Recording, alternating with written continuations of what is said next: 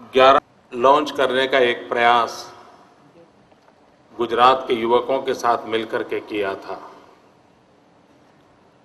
11 सितंबर को इसलिए पसंद किया था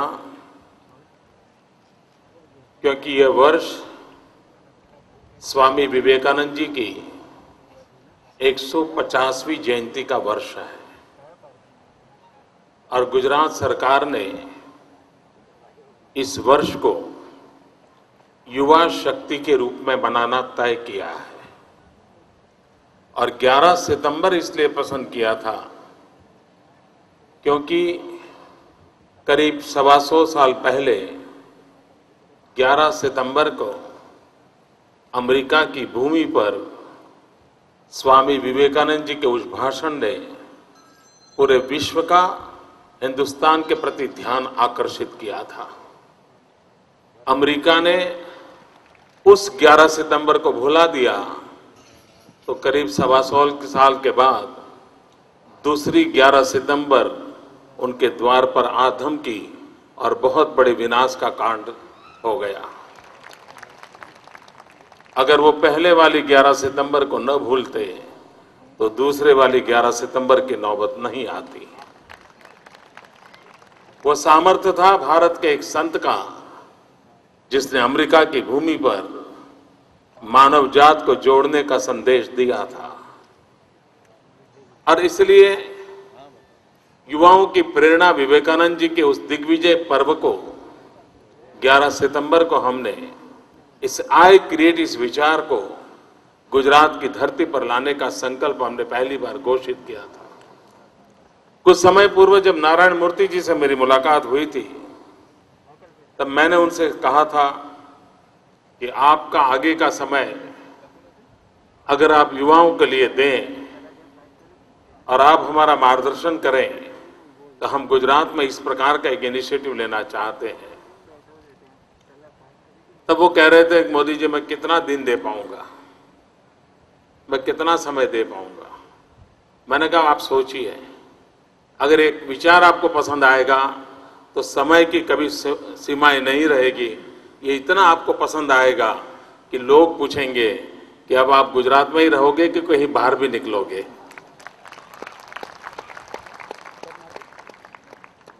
कुछ दिनों के बाद उनका पत्र आया, उन्होंने कहा कि मोदी जी मैंने आपकी बात को स्वीकार किया है और उसके बाद आज मैं देखता हूं कि मैंने जितना समय आई क्रिएट के लिए दिया है उससे अनेक गुना ज्यादा समय नारायण मूर्ति जी ने आई क्रिएट के लिए दिया है।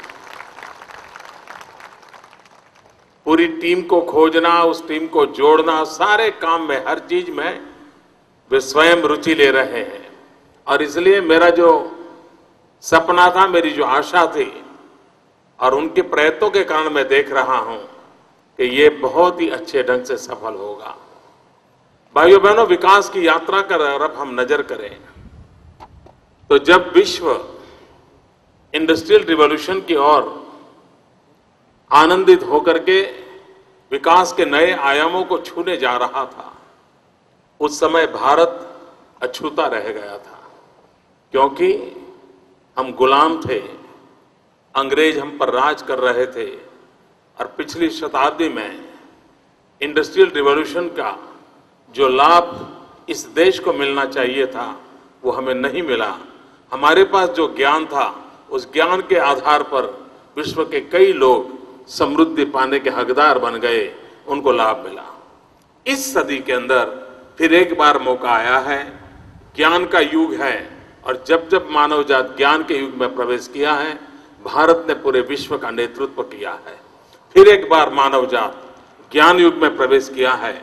अगर इस समय हम नेतृत्व करते हैं तो फिर एक बार विश्व के अंदर छा जाने का सामर्थ्य इस देश की धरती में है। दो अनुकूल चीजें हमारे पास इस समय उपलब्ध हैं। पूरा विश्व ज्ञान युग के अंदर से अपनी विकास यात्रा को उसी के प्रभाव क्षेत्र में आगे बढ़ा रहा है और दूसरा, पूरे विश्व की विकास यात्रा के अंदर युवा शक्ति अहम भूमिका निभा रही है।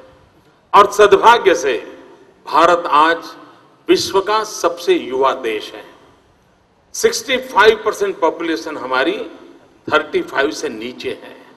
इतनी बड़ी अमानत जिस देश के पास हो और ज्ञान जिसकी परंपरा रही हो, अगर इन दोनों को जोड़ दिया जाए तो विश्व के अंदर एक नई शक्ति के रूप में उभरने की पूरी संभावना पैदा होती है और उसके अंदर एक बहुत बड़ी अहम भूमिका निभाने का प्रयास आई क्रिएट के माध्यम से हो सकता है। हम मानव जाति की इस विकास यात्रा की ओर देखें तो एक बात ध्यान में आती है कि विकास यात्रा के अंदर कुछ लोग विकास के नए नए इनिशिएटिव लेते रहे हैं और लेबर के माध्यम से विश्व को आगे बढ़ाने का प्रयास होता रहता था। जब कालखंड बदला तो धीरे धीरे लेबर के स्थान लेबर प्लस स्किल ने जोड़ा, स्किल्ड लेबर की आवश्यकता खड़ी होने लगी, बदलाव आने लगा समाज जीवन के अंदर कि स्किल्ड लेबर के भरोसे दुनिया को आगे बढ़ाने की कोशिश होने लगी। फिर एक और तबका आया जब मानव लेबर से आगे बढ़ा स्किल्ड लेबर की ओर, स्किल्ड लेबर से आगे बढ़ करके एंटरप्रेन्योरशिप ने उसमें हिस्सा जोड़ा, प्रोफेशनलिज्म ने उसके अंदर हिस्सा जोड़ा और एक नया युग आया जिसके अंदर सिर्फ मजदूरी काम नहीं आती है, सिर्फ हुनर काम नहीं आता है, प्रोफेशनलिज्म की जरूरत होती है, एंटरप्रेन्योरशिप की जरूरत होती है।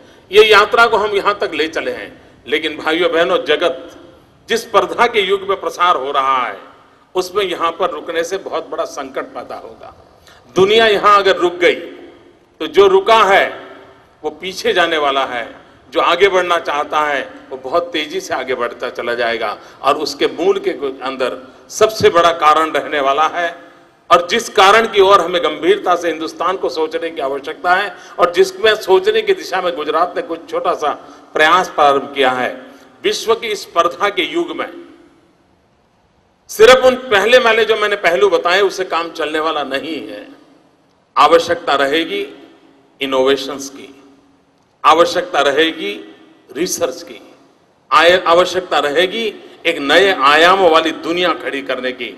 और जो समाज जो देश रिसर्च पर बल देगा, जो समाज जो देश इनोवेशंस पर प्रोत्साहन देगा और इस इनोवेशंस के माध्यम से नए विश्व को नई चीजें देने के लिए जो इनिशिएटिव लेगा वही स्पर्धा के युग में चलने वाला है। और इसलिए हमें अगर लंबे समय के लिए विकास की सोचना है तो हमें इनोवेशंस पर बल देना पड़ेगा और इनोवेशंस के लिए टैलेंट पड़ी होती है। हर नौजवान के अंदर कोई न कोई स्पार्क होता है, लेकिन अगर सही खाद पानी मिल जाए, समय पर मिल जाए, अगर प्रॉपर एनवायरनमेंट मिल जाए तो वो फ्लरिश होने की संभावना होती है और वो आने वाली पीढ़ियों के लिए काम आती है। मैं समझता हूं आई क्रिएट के पीछे वो एक विचार है, कैसे जितने भी टैलेंट है उस टैलेंट को एक मौका कैसे दिया जाए।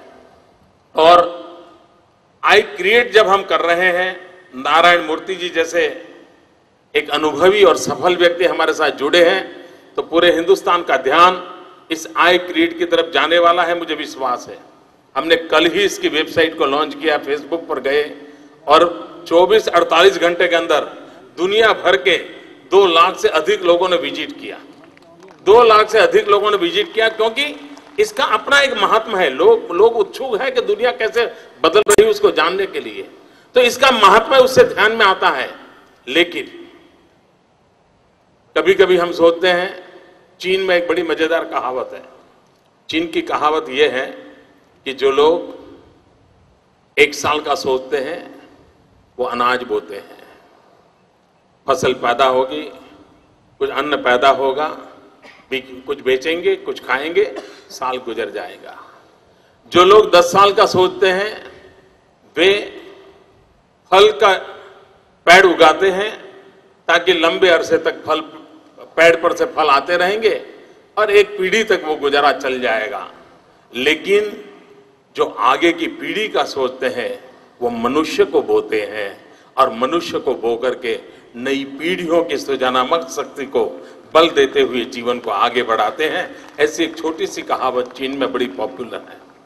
भाइयों बहनों, हम भी अगर आगे की पीढ़ी के लिए सोचना चाहते हैं, हम नई पीढ़ी को कुछ देकर के जाना चाहते हैं, तो हमें बोना होगा इनिशिएटिव्स को, इनोवेशंस को, रिसर्च को, पुराने नए चीजों को नए सिद्धांतों के तहत कैसे लाया जाए उस दिशा में सोचना पड़ेगा। और गुजरात सरकार ने उस दिशा में एक छोटा सा प्रयास इस आई क्रिएट्स के माध्यम से करने की कोशिश की है। कुछ लोगों को लगता होगा कि क्या ये अचानक विचार आया है? ये रहस्य मैं आज खोलना चाहता हूं। इस फोरम में मुझे कहना अच्छा लगेगा। हो सकता है मेरे सरकार में मेरे जो कलीग्स हैं उनके लिए भी शायद ये विचार पहली बार सुनने को मिलेगा। जब मैं नया नया मुख्यमंत्री बना, अनेक चीजों में रुचि ले रहा था, तो मैंने एक बार सरकार में जो साइंस फेयर होते हैं बच्चों के, विज्ञान मेला, उसमें रुचि लेना तय किया। अब आपको भी हैरानी होगी, भूतकाल में शायद और हिंदुस्तान के वर्तमान में भी किसी मुख्यमंत्री को आप पूछिए कि सरकार में एजुकेशन डिपार्टमेंट में स्कूल के बच्चों के जो विज्ञान मेले होते हैं वो क्या होते हैं, कहाँ होते हैं, कितने होते हैं, कब होते हैं, शायद ही किसी मंत्री और मुख्यमंत्री तक ये विषय जाता होगा, शायद ही जाता होगा, क्योंकि उसको इतने बड़े बड़े काम करने होते हैं कि इस काम की ओर स्वाभाविक है। मित्रों, लेकिन मैं कुछ उल्टा सोचने वाला इंसान हूं। मैंने उसमें रुचि लेना शुरू किया। उस समय राज्य का एक साइंस फेयर हुआ करता था और जो बच्चे स्कूल के अंदर टीचर को इनिशिएटिव लेते थे, छोटे मोटे बच्चे प्रयोग करते थे और एक 1.5-2 दिन का कार्यक्रम होता था और वो आप भी भले हम भी भले करके छुट्टी हो जाती थी। हमने पिछले 8 साल से लगातार स्कूल लेवल पर साइंस फेयर, तालुका लेवल पर साइंस फेयर, डिस्ट्रिक्ट लेवल पर साइंस फेयर, राज्य लेवल पर साइंस फेयर, फिर नेशनल इंटरनेशनल जाने का प्रयास एक निरंतर क्रम बनाया है और बच्चों में जो स्पार्क पड़ा है उनको अवसर दिया जाए, वे स्वयं नई नई चीजें खोजें। और मैंने देखा है, मैं खुद उसमें समय देता हूं। हर वर्ष मैं घंटों तक उन बच्चों के क्रिएशन को देखने के लिए जाता हूं और मैं खुद हैरान हो जाता हूं कि उनके टीचर ने उन बच्चों को कैसे तैयार किया है। तो ये लगातार मेरे दिमाग में चलता रहता था कि क्या हम यहीं पर अटक जाएंगे, क्या हम इससे आगे कुछ कर सकते हैं। और भाइयों बहनों, उसमें से विचार आया। पहले एक छोटा सा प्रयास एनआईडी ने किया था। एनआईडी ने इस प्रकार के इनोवेटिव टैलेंटेड बच्चों के लिए एक छोटा सा इंक्यूबेशन सेंटर एनआईडी में प्रारंभ किया था। मैंने वहां भी जाकर के थोड़ा रुचि ली थी, मैंने देखा। लेकिन एक बहुत बड़े स्पेक्ट्रम पर, बहुत बड़े कैनवास पर अगर सोचना है तो वो भी हमारे काम नहीं आएगा। वो विचार मेरे मन के भीतर लंबे अरसे से चलता रहता था और उसमें से धीरे कर करके एक आई क्रिएट सेंटर को बनाने का विचार आया। मैंने एक बार कुछ यूनिवर्सिटी के मित्रों को बुलाया था और उनके साथ मैंने पहली बार आज से करीब 1.5-2 साल पहले इस विचार की बड़ी विस्तार से चर्चा की थी कि क्यों न हम इस प्रकार का स्पार्क जिन बच्चों के अंदर पड़ा है, जो कुछ नया दे सकते हैं, वो पुराने ही नियमों को आधुनिक टेक्नोलॉजी के माध्यम से जोड़ करके कुछ कंट्रीब्यूट कर सकते हैं, हम क्यों नहीं देते हैं। मित्रों, आपको जानकर के खुशी होगी, मैं आज भी यूनिवर्सिटीज के कार्यक्रम में जाता हूं और किसी भी बच्चों ने इस प्रकार के इनोवेशंस के कोई प्रोजेक्ट किए हैं तो मैं स्पेशली उनके लिए समय देता हूं। और मैंने पब्लिकली घोषणा की है कि किसी भी यूनिवर्सिटी के स्टूडेंट्स अगर नेशनल लेवल पर इनाम लाई हुई उनके कोई भी प्रोजेक्ट होगा तो वो मेरे से समय मांगेंगे, मैं पूरा समय दूंगा और उनके प्रोजेक्ट को मैं खुद बैठ करके देखता हूं। बहुत सारे स्टूडेंट्स हैं जो मेरी चैम्बर में आते हैं, अपने प्रोजेक्ट लेकर के आते हैं और मैं बड़े चाव से देखता हूं। अभी मुझे बड़ौदा से कुछ बच्चे आए थे, उन्होंने नॉन स्टॉप ट्रेन का एक विषय निकाला है। किसी प्लेटफॉर्म पर ट्रेन खड़ी ही न रहे और फिर भी पैसेंजर उतरे भी और चढ़े भी। इतना बढ़िया प्रोजेक्ट उन्होंने बनाया था। वो लाए मेरे पास, मैंने उनको फिर बम्बार्डियर कंपनी के पास भेजा। मैंने कहा, देखिए भाई, इन बच्चों ने खोजा है, आप मेट्रो ट्रेन बना रहे हैं, इन बच्चों की टेक्नोलॉजी को समझिए। उन बच्चों, मैं नहीं जानता आज वो रियलाइज होगा या नहीं होगा, लेकिन बहुत से विषय हैं इसको हम कर सकते हैं। अब मैंने एक बार, ममता जी जब रेलवे मिनिस्टर थे, उनको मैंने एक चिट्ठी लिखी। ऐसे ही कुछ नौजवानों के साथ बातचीत करते करते विषय निकला था, हमारे गुजरात से नमक जाता है पूरे हिंदुस्तान में और रेलवे का जो वैगन होता है जिसकी खुद का वेट इतना ज्यादा होता है कि वो नमक बहुत कम ढो सकता है। मैंने कहा, लाइट वेट हम वैगन क्यों ना बनाए, और मैंने कहा फाइबर के क्यों ना बनाए, फाइबर के बना करके हम ज्यादा नमक क्यों ना ले जाए, ताकि नमक सस्ते से सस्ता गरीब से गरीब के दर तक पहुंचाया जा सकता है। खैर, उन्होंने बाद में उस पर चर्चा की, मेरी प्रधानमंत्री से बात हुई। आपको आश्चर्य होगा कि रेलवे का एक डिब्बा बनाने के लिए मैं प्रधानमंत्री तक पहुंचा और इस बार बजट में पहली बार गुजरात में एनआईटी को इस प्रकार का डिब्बा कैसे बन सकता है, इसकी योजना देने का काम आया है, बजट में घोषित किया है। मित्रों, कहने का तात्पर्य है कि हमारी पुरानी जो सोच है उसमें से बदलाव लाने के लिए बहुत नए इनोवेशंस की आवश्यकता होती है। छोटा छोटा बदलाव भी बहुत चीजों को बदल देता है और इस दिशा में हम काम करना चाहते थे। हम चाहते हैं गुजरात के हो या गुजरात के बाहर के बच्चे हो, जिनके अंदर कोई न कोई नए आइडियाज पड़े हैं, कुछ न कुछ नया करने के लिए सोच रहे हैं, उनके अंदर को स्पार्क पड़ा है, नहीं भी ये ऐसा क्यों करता है, ऐसा कैसे कर सकता है, उन सब के लिए ये आई क्रिएट हम उनको समर्पित करना चाहते हैं। ये उनके लिए है। हम एक ऐसा इंफ्रास्ट्रक्चर क्रिएट करना चाहते हैं कि आप सिर्फ अपने आइडियाज लेकर के आइए, सारी व्यवस्था यहां मौजूद होगी। 2 महीना 4 महीना आप लगे रहो, आप कुछ क्रिएट करके दे दीजिए और उसको फिर आगे फाइनेंशियल वर्ल्ड में कैसे ले जाना, इकोनॉमिकल वर्ल्ड में कैसे ले जाना, मार्केट की दुनिया में कैसे लेना चाहिए, मैन्युफैक्चरिंग वर्ल्ड में कैसे लेना चाहिए, उसके लिए जो भी व्यवस्था खड़ी करनी होगी उस व्यवस्थाओं में भी हम आपकी मदद करेंगे। लेकिन गुजरात के इस प्रकार के और देश के इस प्रकार के स्पार्क वाले जितने बच्चे हैं जो कुछ न कुछ क्रिएट कर सकते हैं, उन सब के लिए आई क्रिएट है। और मैंने 11 सितंबर को मेरे भाषण में उस दिन अचानक से मेरे मुंह से एक शब्द निकला था, आपने देखा होता, ये आई क्रिएट जो हमने लिखा है उसमें आई छोटा है, क्रिएट बड़ा है। और वैसे भी वही लोग इनोवेशंस कर सकते हैं जिनका आई छोटा होता है। और इसलिए हम क्रिएट के अंदर उस भूमिका को लेकर आगे बढ़ रहे हैं। लेकिन मेरा सपना है ये छोटा आई जल्द ही बड़ा आई बने, और एक छोटा आई जो आई क्रिएट करता है वो भविष्य में आई फॉर इंडिया, बड़ा आई पूरे विश्व के लिए कुछ क्रिएट करने वाला बन जाए। उतने बड़े सपने को देख करके हम इस काम को आगे बढ़ाना चाहते हैं, उसको हम आगे बढ़ाएं। फिर एक बार मैं नारायण मूर्ति जी का बहुत आभारी हूं कि उन्होंने इस कार्य को अपने जिम्मे लिया और हमारा मार्गदर्शन करना तय किया। ये समाज के साथ रहने वाले हैं, लोगों को हम जोड़ने वाले हैं, बहुत लोगों से हम डोनेशन के लिए मांग करने वाले हैं, और ये संस्था समाज को उसी रूप में हम डोनेट करने वाले हैं ताकि भारत की भावी पीढ़ी के लिए एक ऐसी जगह बने जो भारत के भाग्य का इंक्यूबेशन सेंटर बन जाए। ये इंक्यूबेशन सेंटर किसी एक छोटी रिसर्च का नहीं होगा, ये इंक्यूबेशन सेंटर किसी एक नए प्रोजेक्ट का नहीं होगा, ये इंक्यूबेशन सेंटर हिंदुस्तान के भाग्य को बदलने वाला इंक्यूबेशन सेंटर कैसे बने, ये इंक्यूबेशन सेंटर हिंदुस्तान की नई पीढ़ी के लिए एक नई दिशा देने वाला कैसे बने, उस सपने को लेकर के हम आज एक नए सपनों का शिलान्यास कर रहे हैं। हम एक नए भारत के लिए सपनों को सजाने का शिलान्यास कर रहे हैं और वो एक नए भारत के निर्माण का कारण बनेगा। इसी एक अपेक्षा, इसी एक सपने के साथ मैं आप सबको बहुत बहुत शुभकामनाएं देता हूं। धन्यवाद।